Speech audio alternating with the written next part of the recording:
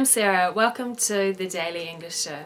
Today's guest is Simona. She's now studying at a university in Japan, and I met her last week when she was visiting Niseko. It was so interesting talking to her.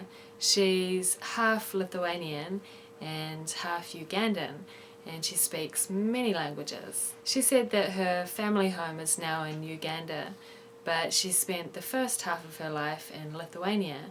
I asked her where she was born. Well, I was born in Lithuania, which was at the time part of the Soviet Union. My dad happens to be a medical doctor, so at the time I think he was trying to complete his PhD research. So we ended up doing quite a bit of traveling around the Soviet Union.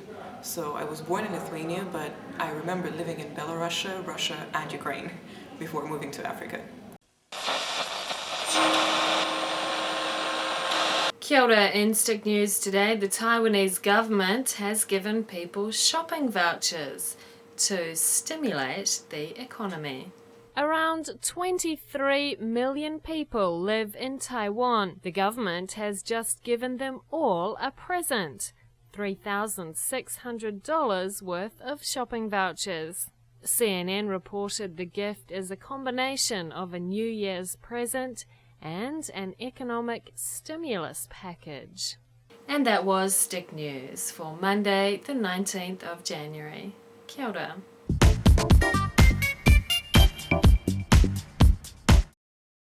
Was your first language Lithuanian? Are those languages very different? What was your first impression of Africa? Did you get culture shock? How did you learn English? Did you finish high school in Uganda? Why did you choose Australia?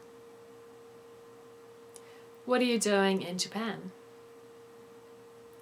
Why were you interested in Japan? Did you study Japanese before you came? Do you also speak Swahili? English is just for foreigners? What's your plan after you finish your studies?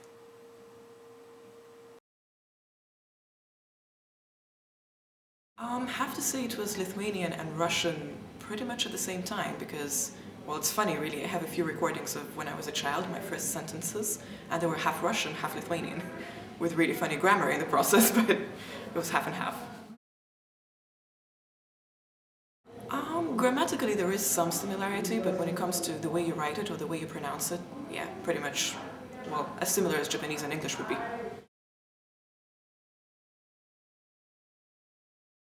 Well, I don't really remember having gotten that much culture shock, but maybe that's because I wasn't that old, because children tend to adapt easier. I was maybe 12, 13 years old when we moved. The one thing I do remember is taking about maybe 1 or 2 months to learn English, because Uganda is officially an English and Swahili speaking country, and the time I went there I didn't speak either language. I just had, well, Russian and Lithuanian with me. So it took me a couple of months to get the hang of things, but then when I did it, I think I found it pretty okay. Different, but okay. When I arrived in Uganda, it happened to be the school holidays, and for the first month or so I lived with my cousins, because it took us some time to find a decent apartment and, a place to live and settle down. So I just spent all my time playing with them and other kids and kind of picked it up along the way.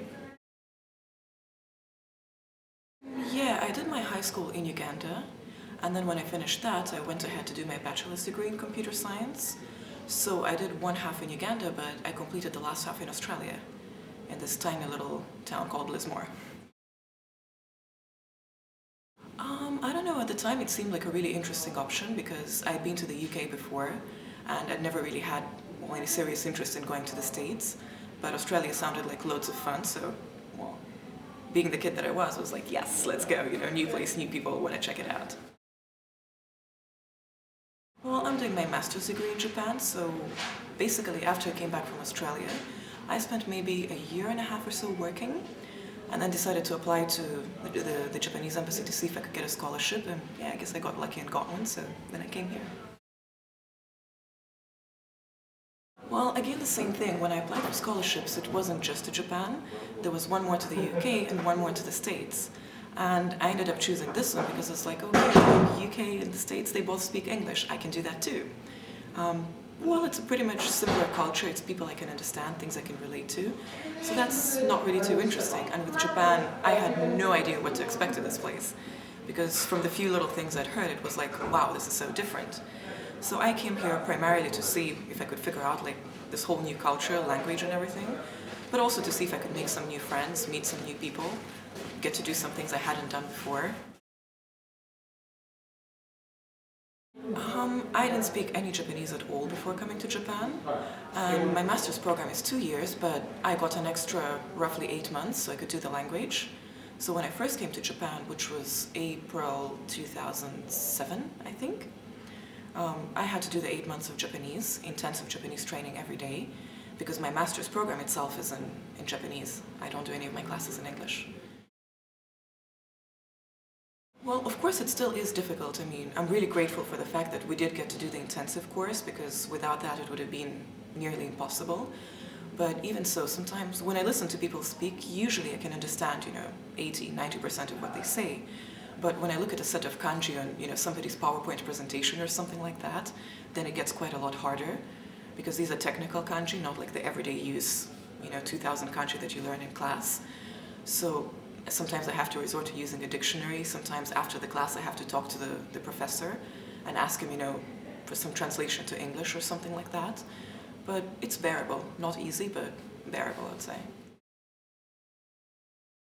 Yeah, I guess I do speak Swahili as well, because Swahili is the national language of about 3 countries. That's all of East Africa, Uganda, Kenya, and Tanzania. Except that Tanzania speaks Swahili only, whereas Kenya and Uganda speak both Swahili and English at the same time. So when we go to school, at least in Uganda and Kenya, we learn in English, and then at some point we do some of our studies in Swahili too. So we try to kind of strike a balance.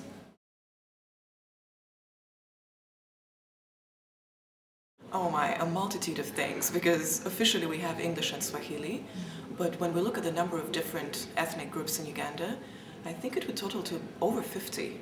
And each group has its own, language, culture, traditions, everything. So when people know each other, when it's the same grouping, they speak their own language. If it's people of different groupings, usually on the streets, in the markets, Swahili. English is rare unless someone is talking to a foreigner.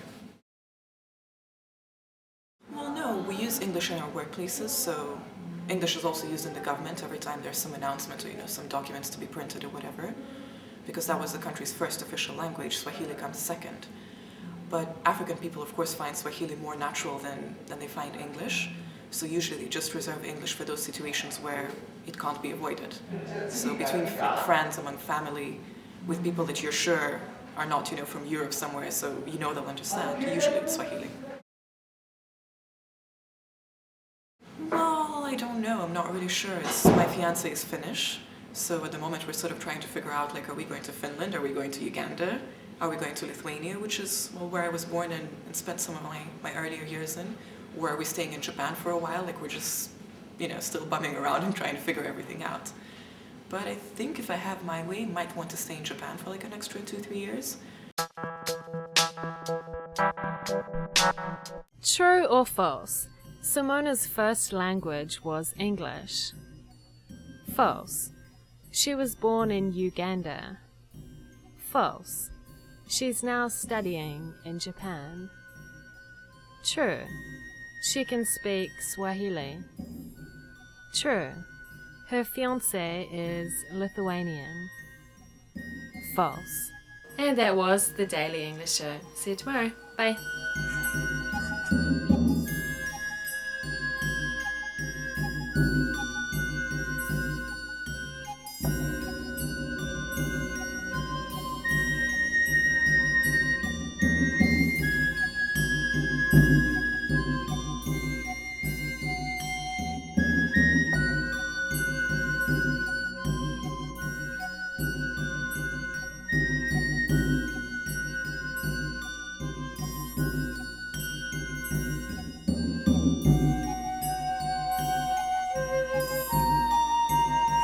Jambo, habari, hejmo, shikamo, tu le meilleur, всего самого лучшего, labas, gambate kudasai ne.